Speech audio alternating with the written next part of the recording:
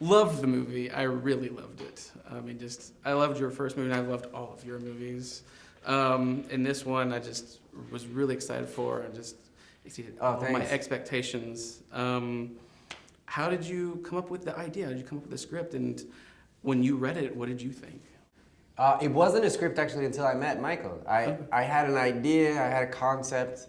I was obsessed with eyes, the science of eyes, how beautiful eyes are when you look at them really closely. The fact that everybody's eyes are unique was really interesting to me. I just I called my agent, and because I live in New York, and I live in Brooklyn, and I called my agent and I was like, well, I don't live in LA, like maybe I should meet like all the artists and directors and actors that you rep in Brooklyn. And so Mike's name came up. They sent me his film. He explained to me this idea, this story. Actually, he explained to me this thing that he read in a scientific magazine. Mm-hmm. Oh yeah. About this, about duplicate irises. Duplicate irises, that there were duplicates, and that no duplicates were ever, there was no two living people with duplicates. It was always after one died, a duplicate would show appear, up. Yeah. And I was kind of like, wow, this is amazing. Like, it blew my mind. I was like, this is true. Where can I read this? I mean, this is true. And he's like, no, I just made it up. And after I got over the feeling that he tricked me, he started to explain to me the story about eye origins. You just went from there, And we just went from there. I mean, it was really, really organic. Yeah. He sent me a script, Did y'all do a lot of 2 days auditions for for the perfect eye, like the one in the movie with the blue green with little dots in there, that like the main character? Were those real eyes? Those were real eyes, and it was a lot. What's that? What was real? Ashton's real eyes. What was real? What's the question? Those were real eyes. Those were real. Those were not context. Oh, yeah. Yeah, those are real. Of course they were real. Or maybe they're not. Mm-hmm. Only you have to meet Astrid to find out if they are real. Her name came up a lot during the casting process, but it was Michael. But a lot of people's names came up during the casting process. But Michael had recommended. He said, you should check out this interesting actress, French-Spanish actress. And Hunter, our producing partner, and Alex and I went and saw a film of hers, and she was amazing, and she really has those eyes. But she also was just really, if she didn't have those eyes, she would get the part anyway, just because she was. Did y'all have a lot of consultants, scientists on set giving you all the details and jargon to use? Hugh was on set, my brother was on set. Which was great for me, Yeah. Yeah, because you want to be authentic, especially when you're playing. It's something that I know that was really important to Mike.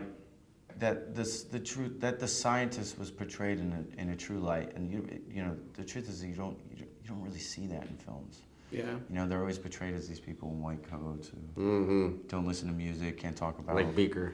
Yeah, and I in the screening, I stayed till the end credits. You did? There's Great. only 3 of us that did that, and I was like, oh man, I want a sequel now. I want to see where all these people, are popping up again. Yeah, with their man. eyes. That was really cool idea. Oh, we were just talking about JFK in Dallas, man. Yeah. He shows up. He does show up, Yeah. and I saw when Hitler showed up. It didn't seem like he popped up yet, but they were looking for him. Yeah, Right? he didn't show up yet. That was really cool. I caught that. I was like, that was really cool.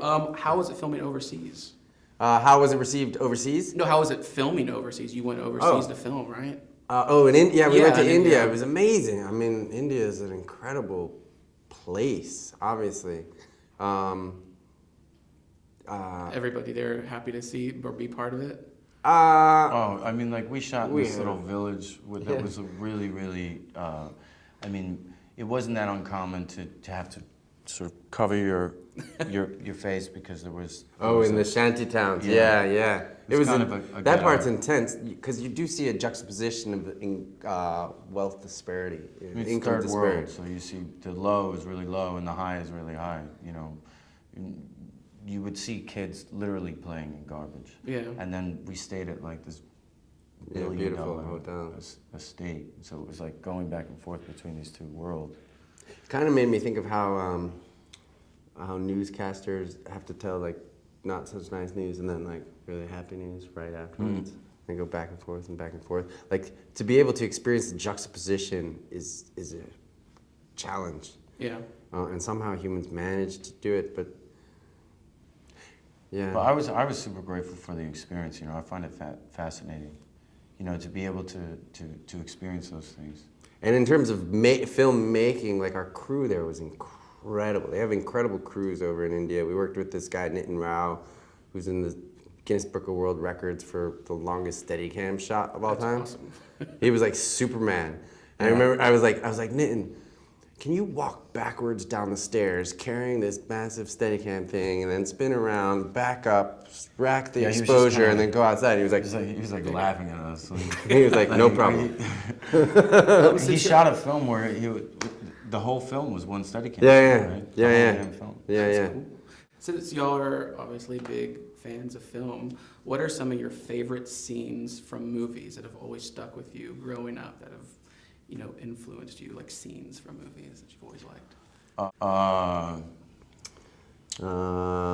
Are you talking to me? Yeah. Yeah, both of you. No, he's doing an impersonation of a scene. Oh. Do I amuse you? I'm a fucking clown or something? No, what's funny? What's fucking funny about me? To bring that scene sticks out to me. It's Goodfellas. It's Joe Pesci. Yeah, in Goodfellas, and it really, really sticks out to me. You're really good at that. And then, I'm really good at I'm actually Italian, believe it or not. But like, or I was raised kind of like that, around guys like that. Hey, Frankie. Hey, Frankie. Hey, how's it going, Frankie? Frankie. What are you doing, Frankie?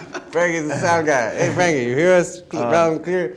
But that jokes aside, that scene is an amazingly tense scene. And then later, when you find out that it wasn't scripted, that it was something that Pesci just threw at Ray Liotta.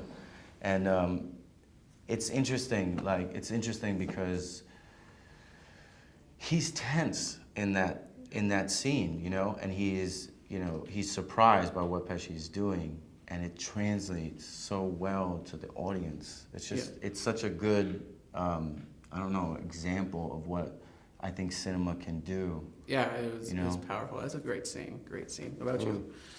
Oh, so many scenes. One scene that just came to mind at just a moment that I really like is the final scene in Eternal Sunshine when Jim Carrey and Kate Winslet are running down the hallway and she's like, "You're just gonna find me annoying and you're gonna hate me," and he's like, "You're gonna find me boring," and this and that, and they're like talking about how like if they get into a relationship again, it's gonna be a disaster. Yeah. And they stop and look at each other and they're like, "Okay," and it cuts to black. I love when movies cut to black right when the whole thesis or the most powerful emotion happens, and it's like, hit that ejector seat button. I try and do that a lot. Well, thank you so much. Thank you. Thanks, man. Oh yeah, awesome. Thank you. I loved it. Love it.